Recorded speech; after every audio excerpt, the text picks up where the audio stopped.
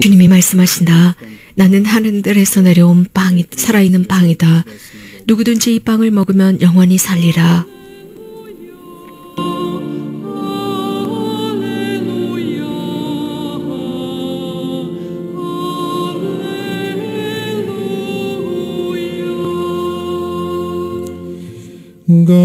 주님께서 여러분과 함께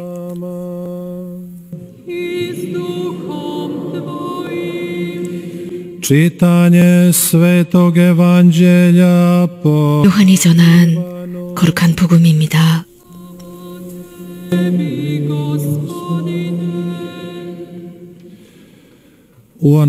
그때 예수님께서 군중에게 말씀하셨다.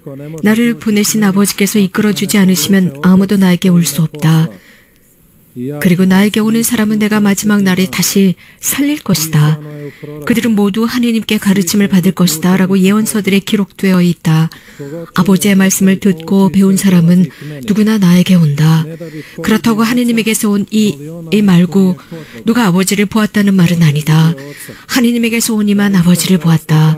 내가 진실로 너희에게 말한다. 믿는 사람은 영원한 생명을 얻는다. 나는 생명의 빵이다. 너희 조상들은 광야에서 만나를 먹고도 죽었다. 그러나 이 빵은 하늘에서 내려오는 것으로 이 빵을 먹는 사람은 죽지 않는다. 나는 하늘에서 내려온 살아있는 빵이다. 누구든지 이 빵을 먹으면 영원히 살 것이다. 내가 줄 빵은 세상에 생명을 주는 나의 살이다.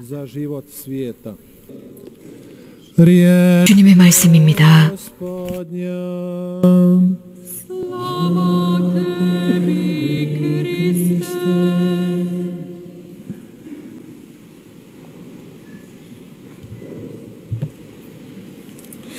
Draga braćo i sestre, 사랑하는 형제자매 여러분,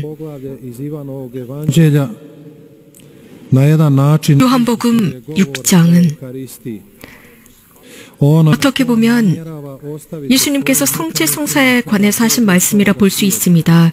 예수님께서 당신 제자들에게 남겨주고자 하시는 성체 성사였습니다. 즉 당신께서 세상을 떠나시면서 주시는 것입니다.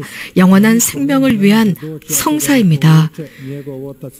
그러므로서 예수님께서는 누구도 나에게 올 수 없다. 아버지께서 나에게 이끌어 주시지 않으면 이라고 했습니다.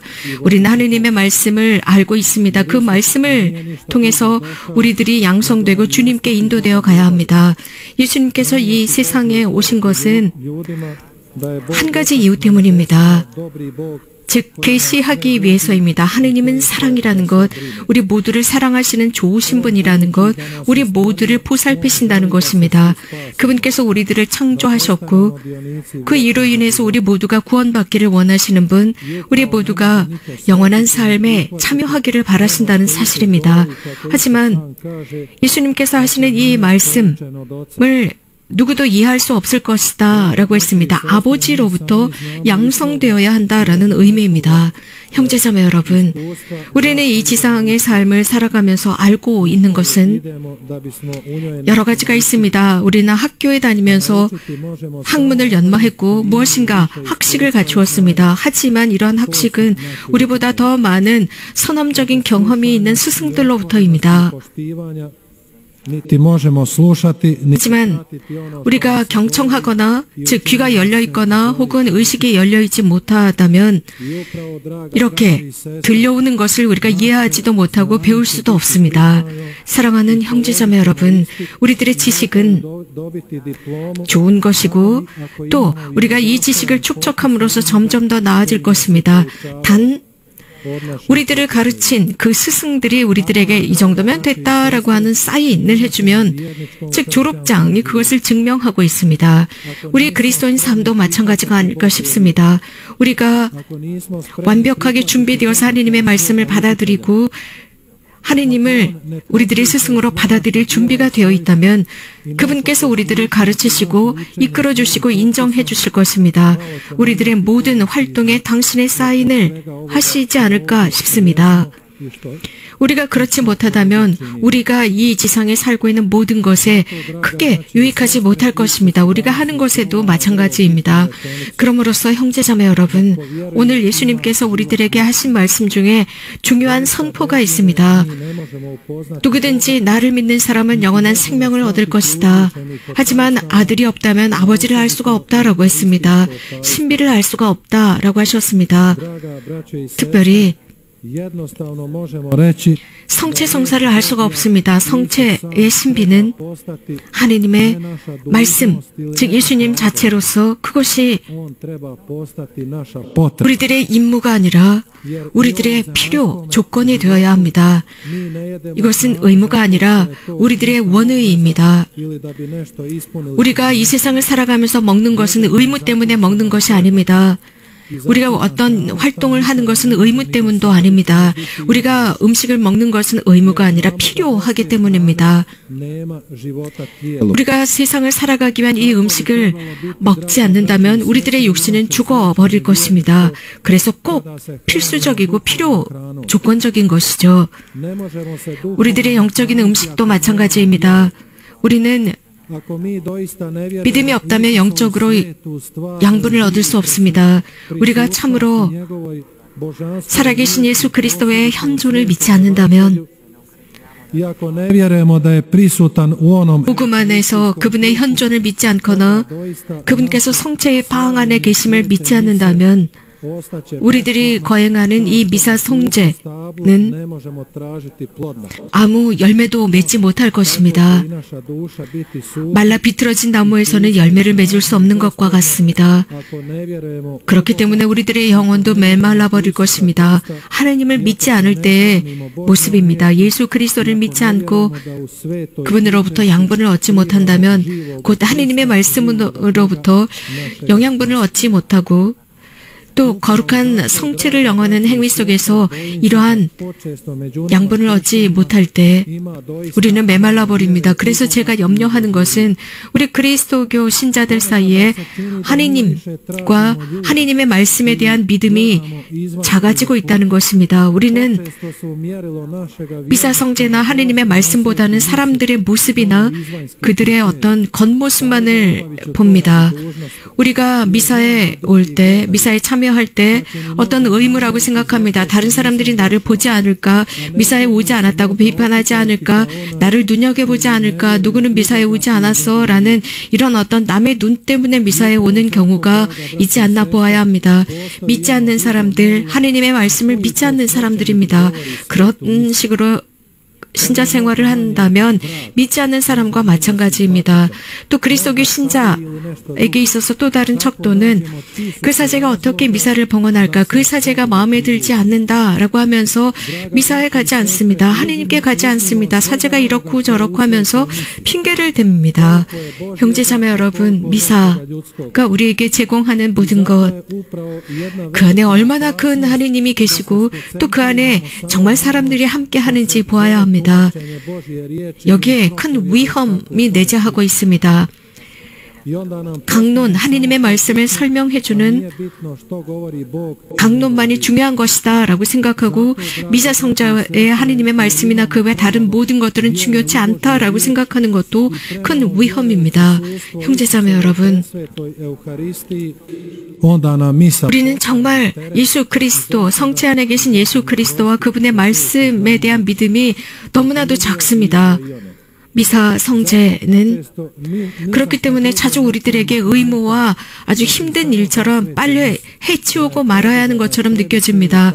미사에 대한 코멘트들도 많이 합니다. 미사가 너무 길다는 둥, 어제나 오늘이나 똑같다는 둥, 이런 식입니다. 하지만 형제자매 여러분, 우리 자문해 보아야 합니다. 이런 이야기를 하기 전에 정말 우리는 믿음이 있는지, 우리는 자주 노름을 하고 바에 모이고 친구들과 만나고 함께 술을 마시거나 커피를 마시고 이런 것을 하면서 하느님의 말씀에 대한 믿음이 없습니다. 바에 앉아서 5시간, 6시간 동안 친구들과 잡담을 하거나 혹은 노름을 하는 사람들이 5시간, 6시간 동안 이것을 한다고 하면서 지겹다라고 말하지 않습니다. 그런데 왜 미사 겨우 1시간 참여하면서 왜 미사가 지겹다고 합니까? 노름을 하는 사람들, 그들은 왜 지겹다고 하지 않습니까? 돈을 벌기 때문에 그들은 완전히 그 안에 푹 빠져 있습니다. 이게 바로 위험입니다. 그러다가 이런 노름을 하는 사람들은 자칫 잘못하면 중독으로 빠집니다. 그렇기 때문에 그들은 매일매일 노름을 하러 갑니다. 그렇다면 우리 미사에 참여하는 사람들은 어떻습니까? 우리는 미사에 참여하지 않으려고 수백 가지의 핑계를 대고 있습니다. 왜 미사에 참여하지 않습니까? 미사가 너무 길어서, 혹은 집에 손님이 와서, 혹은 그 외 다른 일들이 있어서 라고 핑계를 댑니다. 자주 미사에 관한 코멘트들을 들을 때마다 사제가 강론을 제대로 했어. 사제가 이런저런 것을 강론 중에 말했어야 했는데 등등 코멘트를 합니다. 하지만 정말 중요한 것은 하느님의 말씀이 나에게 어떤 말씀을 했는지입니다. 하느님의 말씀이 나에게 훨씬 더 고상하고 품이 있는 것으로 오는지, 아니면 그 외 다른 하찮은 소리 같은지 자성해 보아야 합니다. 미사성제, 그러니까 여러분들에게 어떤 중요한 위치를 차지하는지 보아야 합니다. 형제자매 여러분, 이러한 모든 것은, 이런 모든 일이 일어나는 이유는 우리가 하느님의 말씀에 대한 믿음이 없기 때문이고, 거룩한 성체 성사를 향한 믿음이 없기 때문입니다. 우리가 성체를 영하면서도 예수 그리스도의 참된 몸을 모신다는 의식이 없고 믿지 않기 때문입니다. 우리가 그것을 믿는다면 우리는 가장 거룩하고 고상하고 품위 있는 자세로 성체를 영할 것이기 때문입니다. 자, 그렇다면 우리 질문을 해봅시다. 우리들의 삶은 어디로 가는 것일까? 우리들에게 어떤 일이 일어나고 있는 것일까? 하느님께서 모든 선의 원천이시고 우리가 영원한 생명을 얻을 수 있도록 하느님께서 오셨다면 바로 그것은 이 자리에서 드러납니다. 당신을 음식으로 내주시는 모습으로 드러났습니다. 세상의 삶을 위한 음식이 되어주셨습니다. 즉 세상에 생명을 주는 살이라고 했습니다. 크로아티아에 그런 속담이 있습니다. 저 사람은 빵처럼 좋은 사람이야, 풍미가 있어 라는 말이 있습니다. 미사는 예수님을 향한 믿음입니다. 그분의 살, 그분의 빵으로 우리는 양분을 얻습니다. 그렇기 때문에 우리도 누구보다도 풍미가 나는, 예수님의 풍미가 나는 사람이 되어야 합니다. 거짓 증인들이 있습니다. 서로가 서로에게 거짓 증언을 합니다. 그리고 서로에게 비난을 하고 잘못된 위증을 합니다. 우리가 미사가 끝나고 집으로 돌아가서는 더 많은 코멘트들을 합니다. 저 사람은 이런 옷을 입었었고 저런 행동을 했었고 저런 걸 가지고 있었다는 둥의 코멘트를 합니다.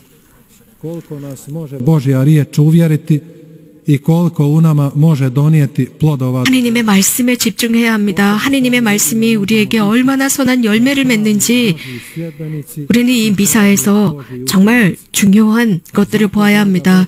이런 것을 바탕으로 우리는 예수님의 참 제자가 될 수 있습니다. 형제자매 여러분,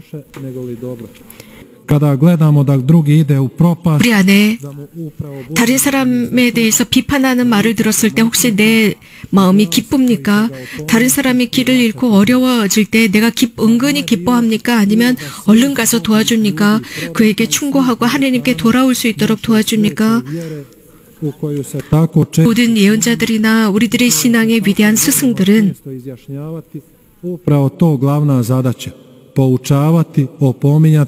중요한 과제를 지녔습니다. 사람들을 권고하고 사람들을 가르치며 주님께 인도하는 소임이었습니다.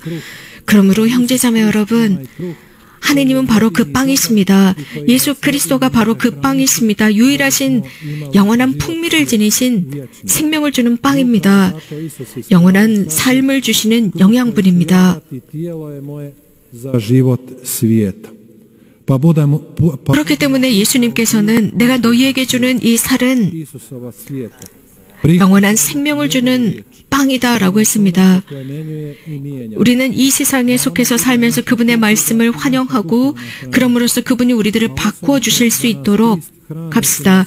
그래서 그 생명의 빵, 영원의 빵이 우리를 성숙시키도록 하며 그분께서 우리 안에서 영광 받으시고 당신의 세상 안에서